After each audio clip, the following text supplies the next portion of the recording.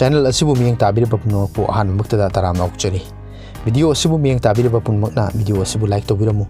Channel asibu subscribe tawdriba oirkadi channel asibu su subscribe tawsanbiramu. Ngasigi video asi matang asi tawjaragi. Video asibu loiba phawbatang miyang tabiyo. Ngasigi ahanba wahang asidi. The continuous recording of pressure is done by A. Barograph, B. Thermograph, C. Hydrograph, D. Seismograph. Pressure gi continuous reading asi karamba khulaina onbagi. Ahanbada barograph, ani subada thermograph, ahum subada hydrograph, mari subada seismograph. Masigi ani subohang asidi.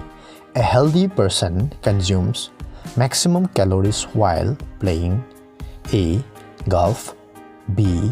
Ramba dance, C. Football, D. Billiard. Masamau phaba nupa amana khwaidagi yamna calorie consume tawba si karamba matamdano. Ahanbada golf, ani subada ramba dance, ahum subada football, mari subada billiard. Ngasigi ahum subawahang asidi.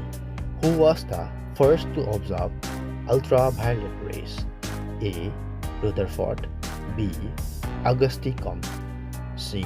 William Herschel, D. J.W. Ritter. Ihan hanbo oina ultraviolet rays observe tawkiba adu kanano. Ahanbada Rutherford, ani subada Auguste, ahum subada William Herschel, mari subada J.W. Ritter.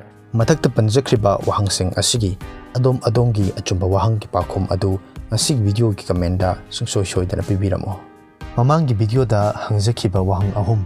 Ahanbada the only Indian president who was elected unopposed was A.